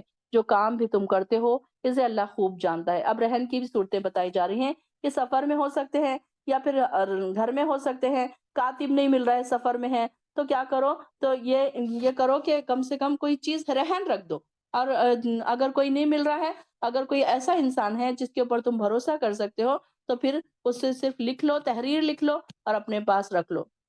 ضمانت کے طور پر رہن کا بھی مطالبہ کر سکتے ہیں کہ کوئی چیز بھئی اگر کسی کو، اب سمجھ لیجئے کہ سفر میں اگر کسی کا پاکٹ چوری ہو گیا، اب وہ چاہ رہا ہے کہ اس کو کچھ پیسے مل جائے تاکہ وہ گھر تک پہنچ جائے، تب وہ اس کو پیسے اگر چاہیے تو وہ کیا کرے پھر اپنی کوئی قیمتی چیز جیسے گھڑی ہے، موبائل ہے، کچھ ایسی چیز سامنے والے کے پاس رکھ دے اور ان سے کچھ پیسہ لے لے، اور وہ کہے کہ جب میں تمہیں پیسے واپس دوں گا تو یہ چیز تم سے واپس لے لوں گا۔ تو اعتماد کے طور پر پھر وہ کیا کرے کہ وہ کچھ چیز رہن رکھ دے۔ اور اللہ سے ڈرنا چاہیے، اس کا رب جو اس کا رب ہے، اور شہادت کو ہرگز نہ چھپاؤ۔ جو شخص شہادت کو چھپاتا ہے بے شک اس کا دل گناہ گار ہے، اور جو کام بھی تم کرتے ہو اسے اللہ تعالیٰ خوب جانتا ہے۔ جو کچھ آسمانوں میں ہے اور جو کچھ زمین میں ہے سب اللہ ہی کا ہے، اور جو کچھ تم تمہارے دلوں میں تم چھپاؤ یا ظاہر کرو، اللہ تم سے اس کا حساب لے گا۔ پھر جسے چاہے گا بخش دے گا اور جسے چاہے گا سزا دے گا، اور وہ ہر چیز پر قدرت رکھتا ہے۔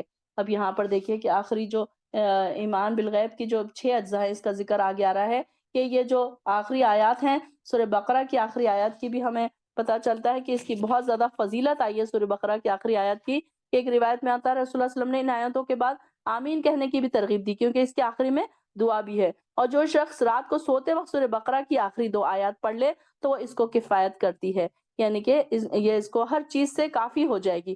اور یہ بھی ہمیں پتہ چلتا ہے کہ سورہ بقرہ اگر ہم روز پڑھتے ہیں تو شیطانوں سے، جنوں سے، اثرات سے، جو بھی چیزیں، کوئی جادو اگر کر رہا ہے تو اس سے بھی ہم بچ سکتے ہیں۔ سورہ بقرہ کی یہ فضیلت تو ہم نے پہلے ہی دیکھی ہے، لیکن ایٹ لیسٹ سورہ بقرہ جو نہیں پڑھ سکتا ہے، کم سے کم اس کی جو آخری 2 آیات ہے تو اس کو ہی ہمیں صبح اور شام کے اذکار میں بھی شامل کرنا چاہیے اور سوتے وقت بھی پڑھنا چاہیے۔ تو اس سے ہم ہر چیز سے بچ سکتے ہیں کہ جو جادو کوئی کر رہا ہے، کوئی حسد ہے، کوئی نظر بد ہے، یہ ساری چیزوں سے انسان پھر بچ سکتا ہے۔ تو آخر کی جو آیات ہے امید کرتی ہوں کہ ساری بہنوں کو یاد ہی ہوگی، کہ اکثر یہ سب کو یاد ہی ہوتی ہے۔ آمن الرسول سے جو ہے یہاں سے جو شروع ہوتی ہے یہ، تو یہاں پر دیکھیے کہ رسول پر جو کچھ اس کے رب کی طرف سے نازل ہوا اس پر وہ خود بھی ایمان لائے اور سب مومن بھی ایمان لائے۔ یہ سب اللہ پر، اس کے فرشتوں پر، اس کی کتابوں پر اور اس کے رسولوں پر ایمان لائے۔ یعنی کہ ایمان بالغیب کے 6 اجزاء ہیں جو ہم نے پہلے بھی پڑھے تھے، کہ جب تک ہم یہ 6 اجزاء پر ایمان نہیں لاتے تو ہمارا ایمان مکمل نہیں ہے۔ اور کیا ہے، ہم اللہ کے رسولوں میں سے کسی پر فرق نہیں کرتے، تفریق نہیں کرتے، اور وہ یہ کہتے ہیں کہ ہم نے اللہ کے احکام سنے اور ان کی اطاعت کی، سمعنا و اطعنا۔ کیا ہم اپنے دل میں یہ کہہ رہے ہیں؟ ابھی اپنے دلوں میں کہہ لیجئے، اپنی زبانوں سے کہہ لیجئے، سمعنا و اطعنا، کہ اللہ ہم تیرے جو بھی احکام سنیں گے ہم اس کے برابر اس کی پیروی کریں گے، ہم اطاعت کریں گے اس کی، اور ہم فوراً سمعنا سننے کے فوراً بعد اطاعنا کرنے والے بنے. ہم اللہ کی کتاب پڑھ رہے ہیں، اس کو سمجھ رہے ہیں، اس کا ہم چاہتے ہیں کہ اللہ تعالیٰ کا نور ہمارے اندر پیدا ہو جائے، اللہ کی اطاعت ہمارے اندر پیدا ہو جائے، تو فوراً اپنے اپنے دلوں میں کہہ لیں سمعنا و اطعنا، اللہ ہم نے سن لیا اور ہم اس کی اطاعت کریں گے، بہت جلد ہم اس کی اطاعت کریں گے. اور اے ہمارے رب، ہم تیری مغفرت چاہتے ہیں. وَتَعَنَا غُفْرَانَكَ رَبَّنَا وَإِلَيْكَ الْمَصِيرُ. اور یہاں پر اللہ ہم کیا چاہتے ہیں؟ تیری مغفرت. ہر وقت ہمیں اللہ کی مغفرت کی ضرورت ہے، چاہے ہم کتنے بھی نیکی کے کام کر لیں. ہم اپنے نیکی کے کاموں سے جنت میں نہیں جا سکتے، ہم معاف نہیں کروا سکتے اپنے آپ کو.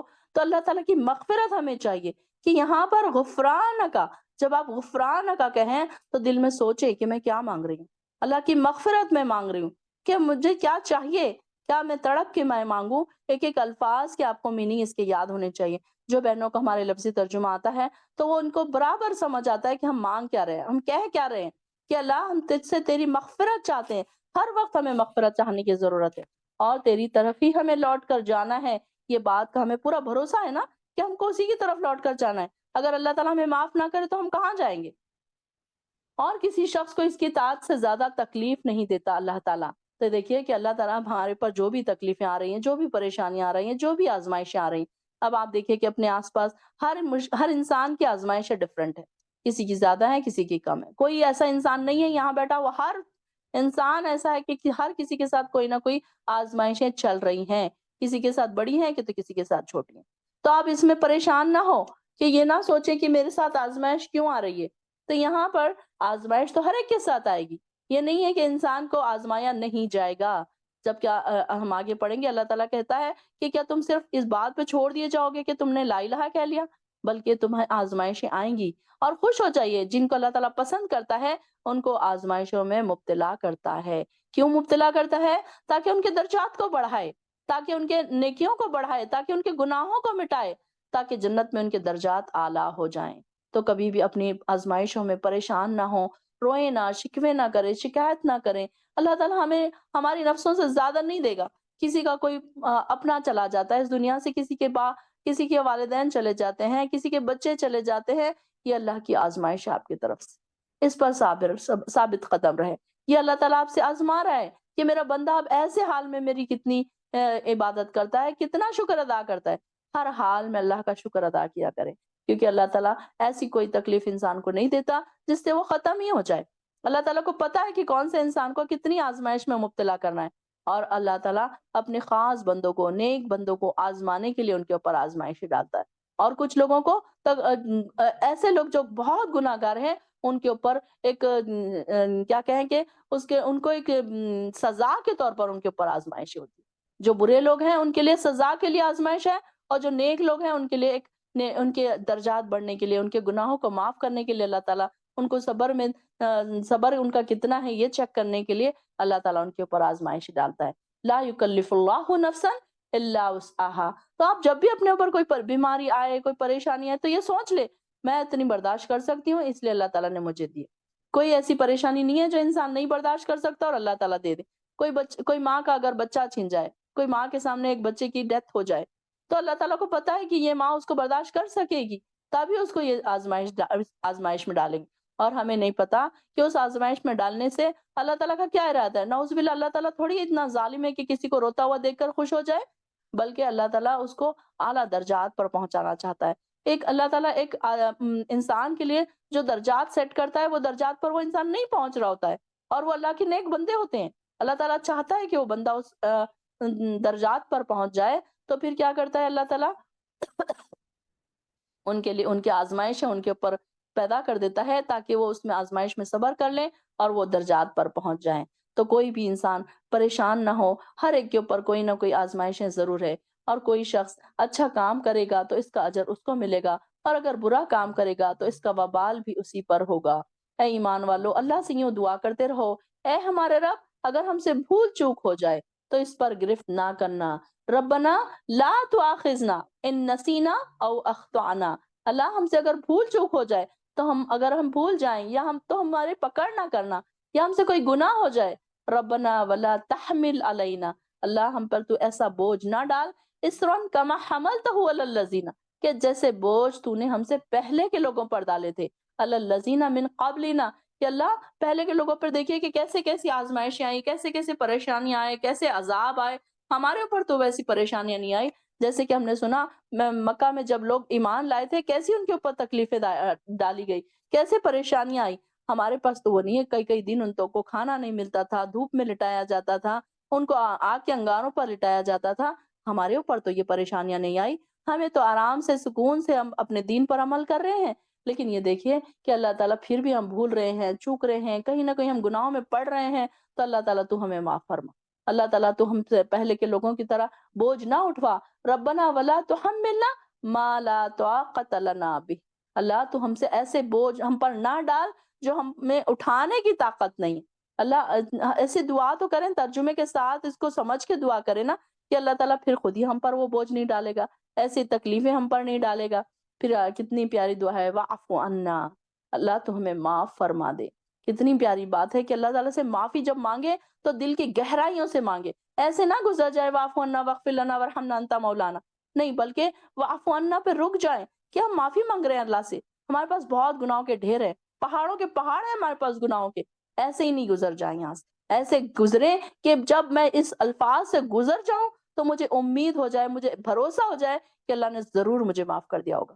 جب آپ یہ آیت پڑھیں، جب بھی آپ یہ سورہ بقرہ کی آخری آیت، اس کو نمازوں میں بھی آپ پڑھ سکتے ہیں، جب آپ نمازوں میں پڑھیں، جب آپ تہجد میں پڑھیں، جب آپ دعا کے طور پر اس کو پڑھیں، تو ایسے کریں کہ واف عنا پہ اٹک جائیں کہ اللہ تو مجھے معاف کر دے، اللہ تو مجھے معاف کر دے، رونے لگ جائیں، ہچکیاں بننی چاہیے ہماری یہاں پر، ایسے ہم نے دعا کرنی ہے۔ ایسے نہیں گزر جانا ہے کہ بس ہم نے کچھ کہہ دیا، عربی میں ہم نے کچھ کہہ دیا، ہمیں تو کچھ سمجھ ہی نہ آئے، تو بس ایسے الفاظ ایسے ہونے چاہیے کہ جو ہمارے دلوں کی گہرائیوں تک اترنے چاہیے۔ وغفر لنا، کہ اللہ تو ہمیں بخش دے۔ اللہ تعالیٰ ہمیں جب تک نہیں بخشے گا ہماری ساری نیکیاں بیکار ہیں، کوئی کام کی نہیں ہے اگر اللہ تعالیٰ اس کو قبول نہ کرے اور اس کو بخش نہ دے۔ ورحمنا، اللہ تو ہم پر رحم فرما، اللہ تو ہم پر رحم فرما، اس کو پر اللہ تعالیٰ بار بار کہا کرے، واعف عنا واعف عنا واغفر لنا واغفر لنا ورحمنا ورحمنا۔ اللہ تیرے رحمت کی بہت ضرورت ہے اللہ، ہم بڑے کمزور ہیں اللہ تعالیٰ، تو ہم پر رحم فرمانا، اللہ تو ہمیں معاف کر دینا، اللہ تو ہمیں بخش دینا، اللہ تو ہم پر رحم فرمانا۔ اللہ تو ہم بہت گناہ گار ہیں اللہ، اللہ ہمارے پاس بہت نیکی ہے، بہت گناہ، ڈھیر بھر کے گناہ ہے اللہ، ہم بات کرتے ہیں تو گناہ گار ہو جاتے ہیں، اللہ ہم نیکیاں بھی کرتے ہیں تو ہماری بڑی نیکیاں کمزور ہیں اللہ، تجھ سے ہم دعا کرتے ہیں کہ واعف عنا، اس طریقے سے دعا کیا کریں، واغفر لنا، کہ اللہ ہم کو معاف کر دے، اللہ تو ہم پر رحم فرما۔ اگر اللہ تعالیٰ نے ہم پر رحم نہ فرمایا تو ہمارا آخرت میں کیا انجام ہوگا، ہم سوچ سکتے ہیں؟ کیسے دوزخوں کا ذکر آتا ہے، کیسے دو برے لوگوں کا ذکر آتا ہے، کیسے وہ لوگ غمگین ہوں گے، کیسے وہ لوگ پریشان ہوں گے۔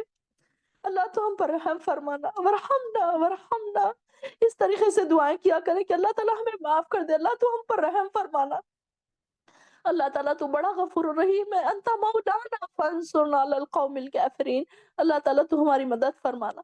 اللہ تعالیٰ سے جب دعا کریں تو ایسے دعا کریں کہ ہم ضرور اللہ سے معافی ایسی مانگیں کہ اللہ تعالیٰ ضرور ہمیں معاف کر دے، یہ نہ کریں کہ ہم جلدی جلدی میں کیا مانگ رہے ہیں ہمیں خود بھی نہ پتا چلے۔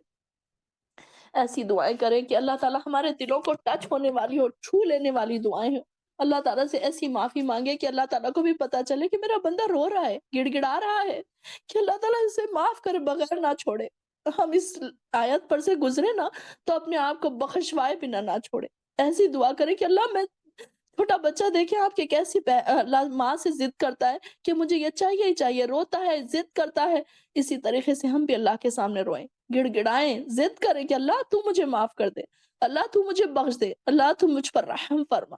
اللہ تعالیٰ نے اگر ہم پر رحم فرما دیا، معاف کر دیا، بخش دیا، تو ہم کامیاب ہو گئے۔ دنیا کی کامیابی کوئی کامیابی نہیں ہے، بلکہ آخرت کی کامیابی ہے، اصل کامیابی ہے۔ وآخر الدعوانا الحمد للہ رب العالمین۔